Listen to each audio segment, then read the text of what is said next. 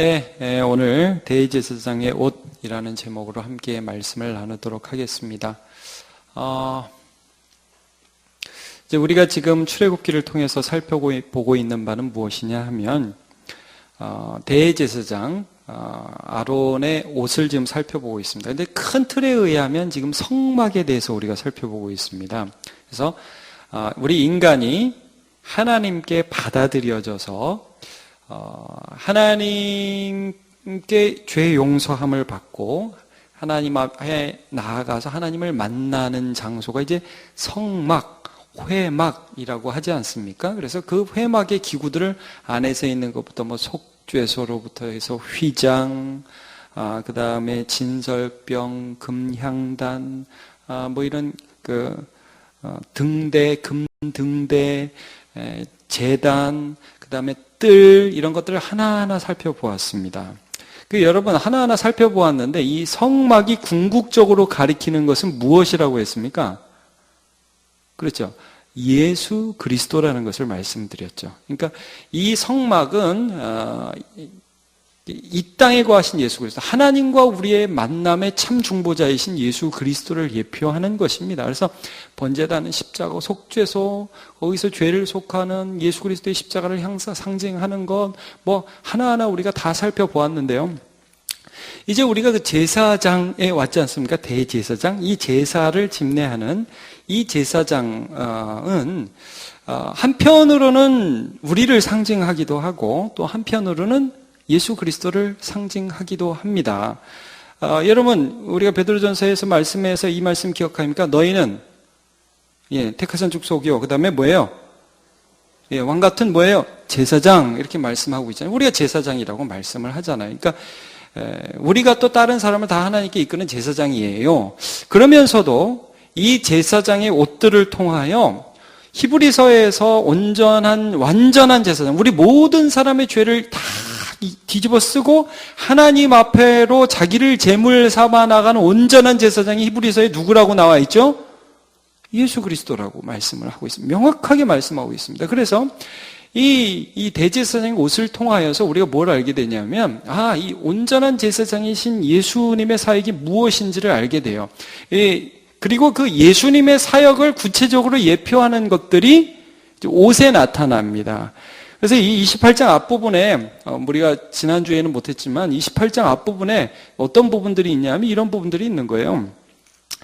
우림과 둠밈 이렇게 그 에봇에다가 흉패를 두잖아요. 그리고 여기 12보석을 두고서 거기다 이스라엘 각 지파의 이름을 쓰죠. 그리고 어깨에도 보석을 두고서 이스라엘 지파의 이름을 쓰잖아요.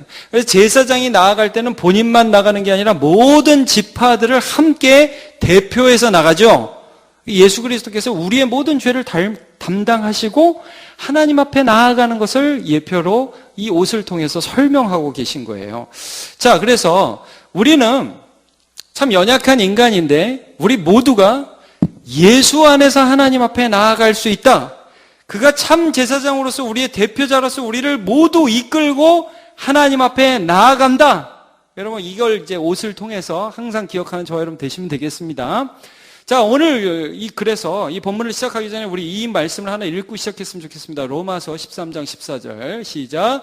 오직 주 예수 그리스도로 옷 입고 정욕을 위하여 육신의 일을 도모하지 말라. 여러분 연약한 아론이라는 사람이 대제사장이었어요. 근데 대제사장이 옷을 입었는데 정말 휘황찬란한 옷을 입었습니다. 지난주에도 봤지만 에봇을 입고요, 흉패를 달고요, 보석을 달고요. 오늘은 이제 관 쓸 거, 그 다음에 겉옷, 속옷, 속바지 이렇게 4개를 살펴볼 거거든요. 아무것도 아닌 사람이 그의 신분을 상징하는 옷을 입음으로써 예수 그리스도로 옷 입어 하나님 앞에 나아갈 수 있는 사람이 되었다고 그랬어요. 여러분 오늘 본문의 맨 끝절을 한번 보세요. 43절 같이 한번 읽어볼게요. 시작.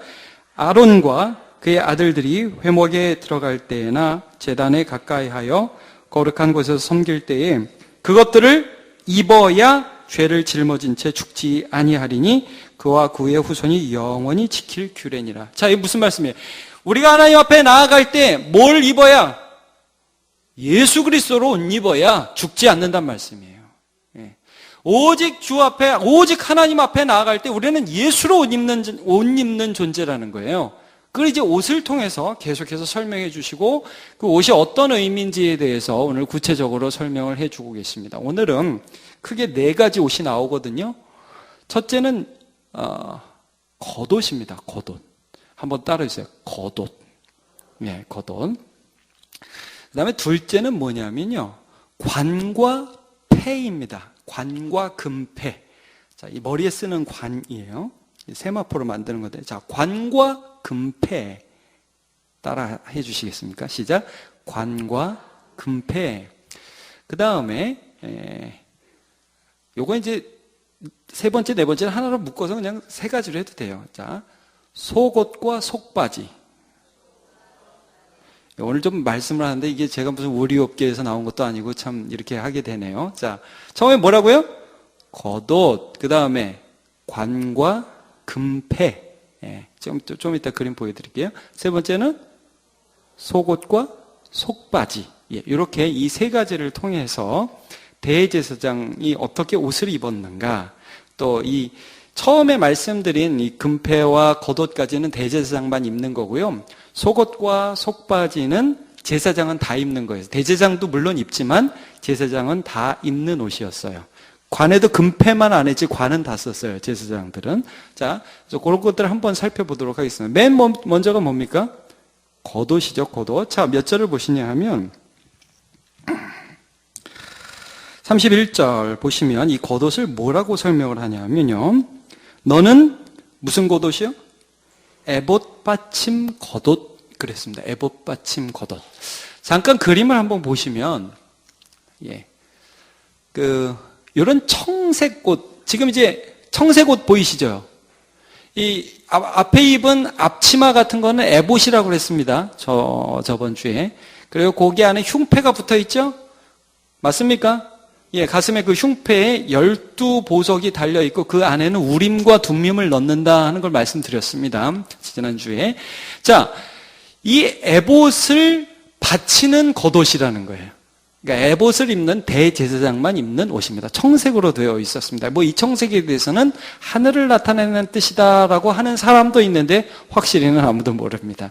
자, 그러나 중요한 것은 여기서 이 에봇 받침 겉옷이 어떤 의미가 있는지 32절을 보시면 두 어깨 사이에 머리 들어갈 구멍을 내고, 그래서 이제 머리 구멍을 이렇게 옷에다 냈는 거예요. 그 다음에 거기에다 뭘 만들었냐면 주위에 갑옷깃같이 깃을 짜서 찢어지지 않게 하고, 제가 옷 공부하다 보니까 깃이 뭔가 했더니 이게 옷깃 같은 거 있잖아요. 끝 마무리 하는 거.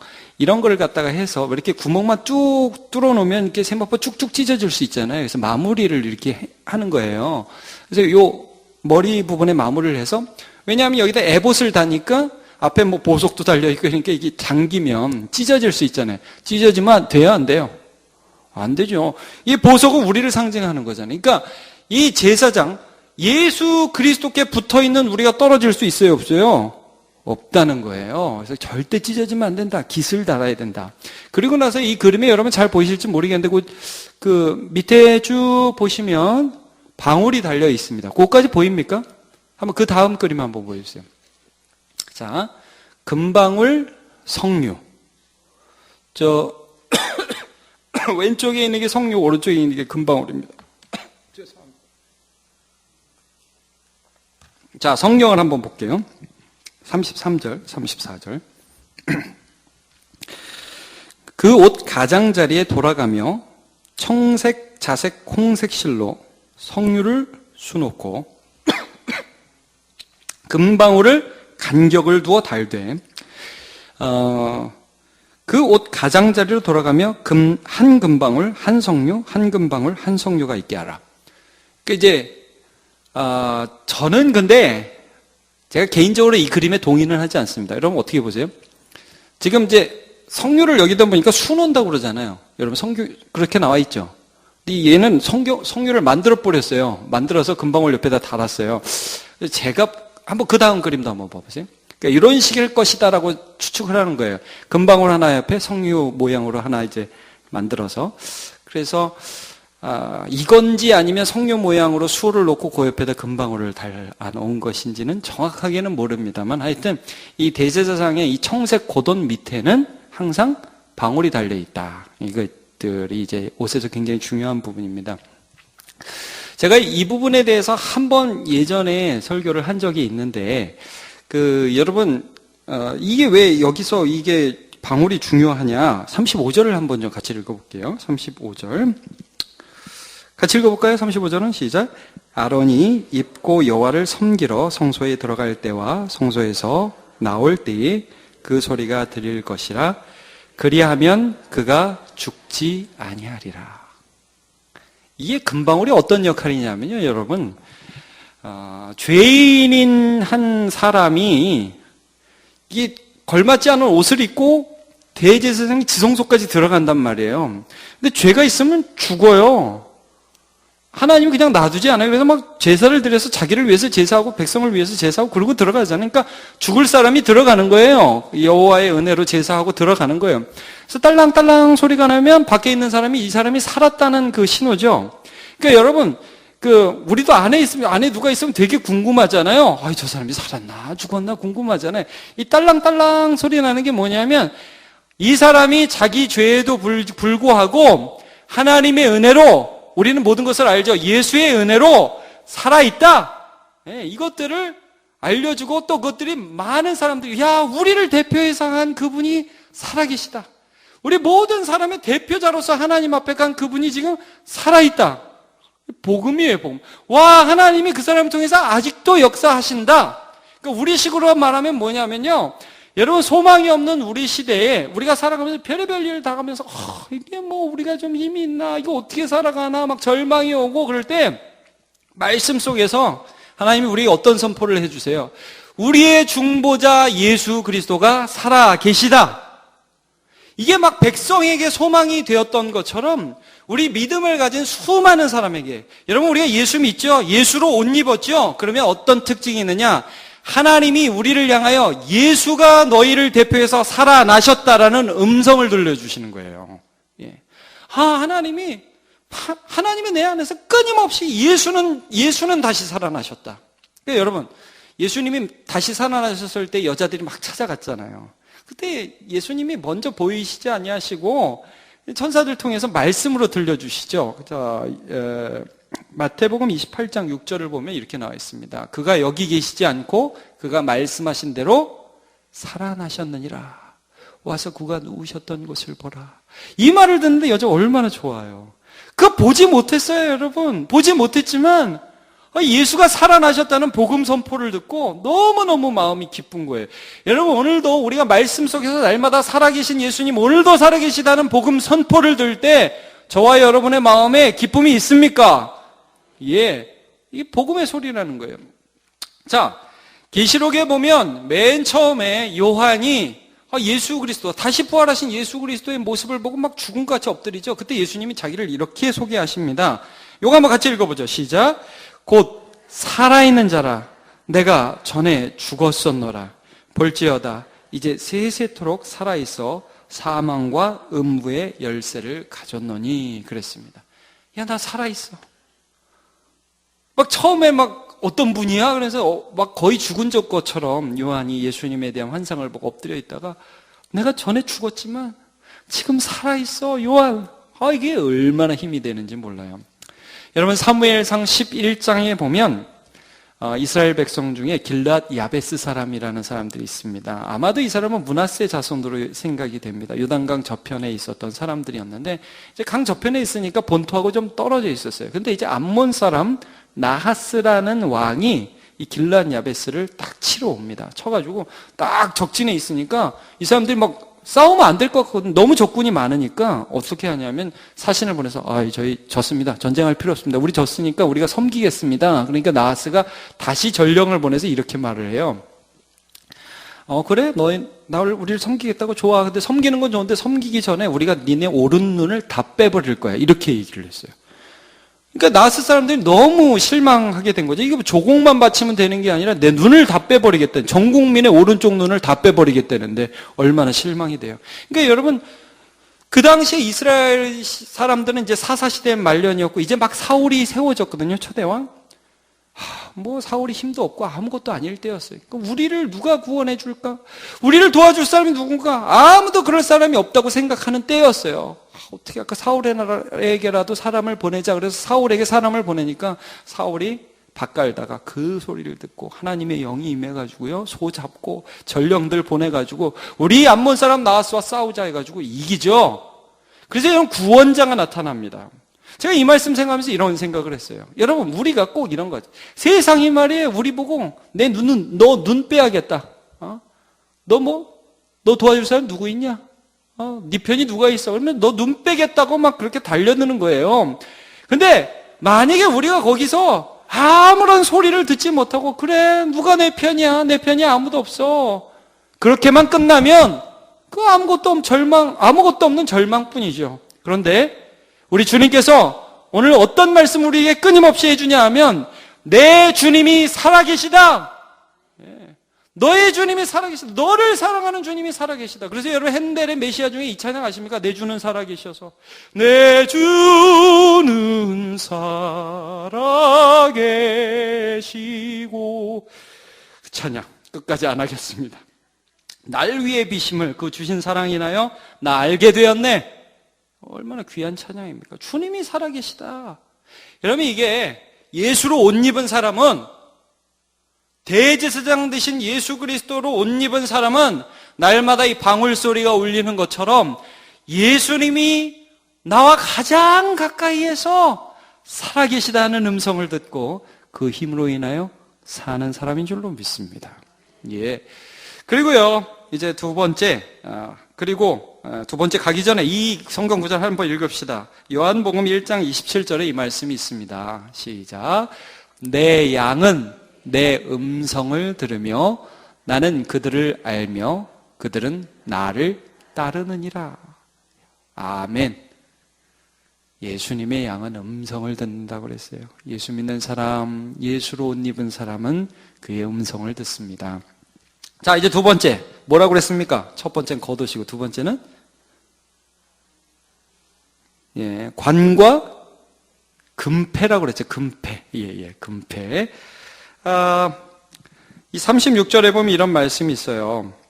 36절 같이 읽어볼까요? 성경 오늘 본문의 36절 같이 보죠. 시작. 너는 또 순금으로 패를 만들어 도장을 새기는 법으로 그 외에 새기되 여호와께 성결이라고 하고. 자, 요 패는 원어상으로 이제 꽃이라는 뜻으로 쓰인 것을 번역한 겁니다.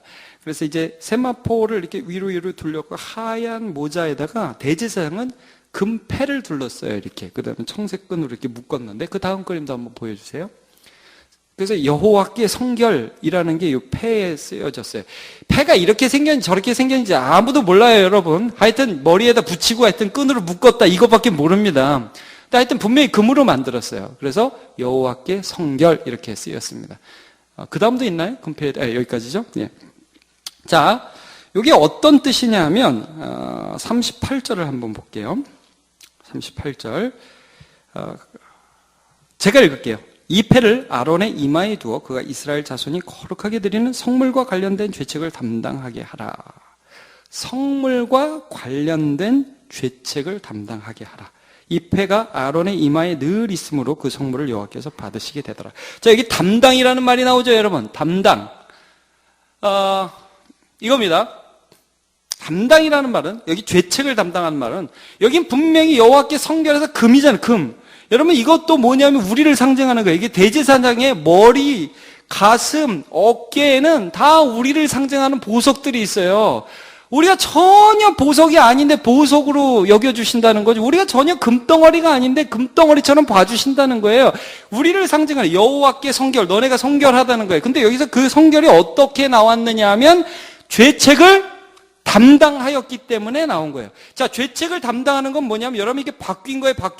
내가 이걸 담당하고 너는 내 걸 가지고 치환이라고 그러죠. 그러니까 우리의 죄는 그가 받으시고 그의 의로움은 우리에게 주시고 이게 바뀌었단 말이에요. 그래서 이 금패의 상징 역시 우리가 전혀 하나님 앞에 합당한 자가 아닌데 예수 그리스도의 의로 하나님 앞에 합당한 자로 받아들여졌다. 이런 뜻입니다. 예. 여러분, 우리 이사야 53장 21절을 한번 보지요. 같이 이건 읽어보겠습니다. 여기도 담당이라는 말씀이 나옵니다. 시작. 그가 자기 영혼에 수고한 것을 보고 만족하게 여길 것이라. 나의 의로운 종이 자기 지식으로 많은 사람을 의롭게 하며 또 그들의 죄악을 친히 담당하리로다. 담당하리로다. 여러분, 예수님이 우리의 죄를 담당하시고 대신 우리에게는 아름다운 금과 같은 모습으로 하나님의 의를 허락하여 주셨다. 이게 제사장입니다. 우리는, 여러분, 우리의 머리에는 또 뭐가 있겠어요? 예수 그리스도께서 주신 화관이 있는 거예요. 슬픔 대신 화관을 우리에게 다시 주시는 거예요. 제 대신 화관을, 슬픔 대신 기쁨을 우리에게 허락해 주시는 것이죠. 자, 베드로전서 2장 24절. 이것도 굉장히 중요한 이러한 말씀을 해주고 계신데요. 같이 보죠. 시작. 친히 나무에 달려 그 몸으로 우리 죄를 담당하셨으니 이는 우리로 죄에 대하여 죽고 의에 대하여 살게 하려 하십니다.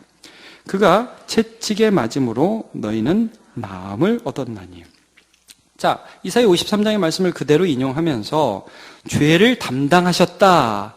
그러니까 그가 채찍에 맞고 우리는 나음을 얻고, 이게 바뀌는 거예요. 그가 우리 아픔과 그가 우리의 죄에 대한 것들을 담당하시고 우리는 그가 주시는 나음을 얻고 하는 것들이 대제사장 안에서 이루어진 거예요. 우리는 그래서 그 나음의 예수의 옷을 입는 것입니다. 예.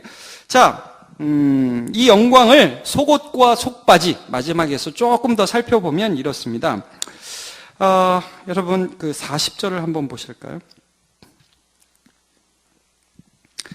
여기 보면 이제 대제사장뿐만 아니라 일반 제사장도 이 속옷과 속바지를 입게 되는데 40절을 제가 한번 읽겠습니다. 너는 아론의 아들들을 위하여 속옷을 만들며 그들을 위하여 띠를 만들며 그들을 위하여 관을 만들어 영화롭고 아름답게 하되. 제가 아까도 말씀드렸지만 관은 다 쓴다고 그랬죠. 근데 금패만 대제사장이 더 한다고 그랬죠.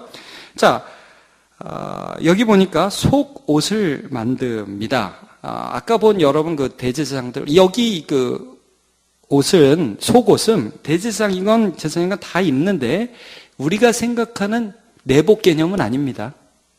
요거는 그러니까 청색옷 속에 입는다 해서 속옷이지 사실은 겉옷 개념입니다. 청색옷 속에 입는다 그래서 속옷입니다. 그리고 그 다음에 나오는 속바지가 진짜 우리가 생각하는 속옷 개념입니다. 42절 보실까요? 42절 시작. 또 그들을 위하여 배로 속바지를 만들어 허리에서부터 두 넓적다리까지 이르게 하여 하체를 가리게 하라. 자, 이것은 가리는 것입니다. 자, 40절에 보면 이 옷들, 관을 쓰는 것은 그 모든 것이 어떻게 하는 거냐면 영화롭고 아름답게 하는 것입니다. 그렇죠?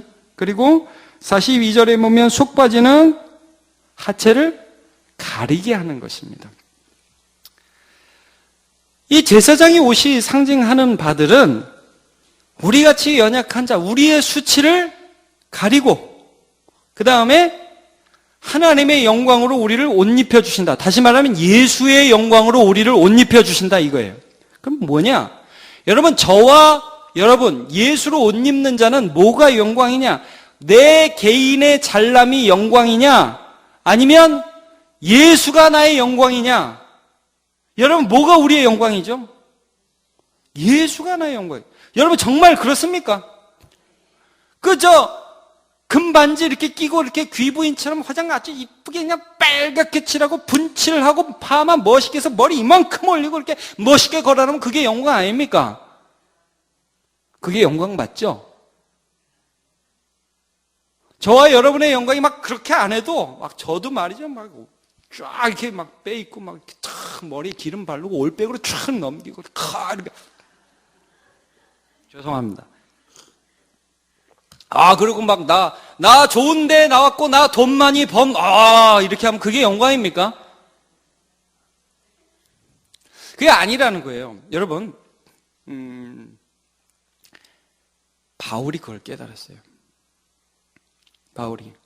왜냐하면 그가 예전에 뭘 영광스럽게 생각하고 살았느냐 하면, 내가 히브리인 중에 히브리인이고, 내가 가말리엘 문화생이고, 그 다음에 난 바리새인 중에 바리새인이고, 열심으로 뭐 흠이 없는 사람이고, 나는 예수 믿는 사람 핍박하는 그런 사람이었고, 하여튼 모든 세상 사람이 보면 바울 그러면 저 사람은 뭐 더 이상 어떤 검증도 필요 없는 그런 사람이다. 그걸 영광으로 살았어요.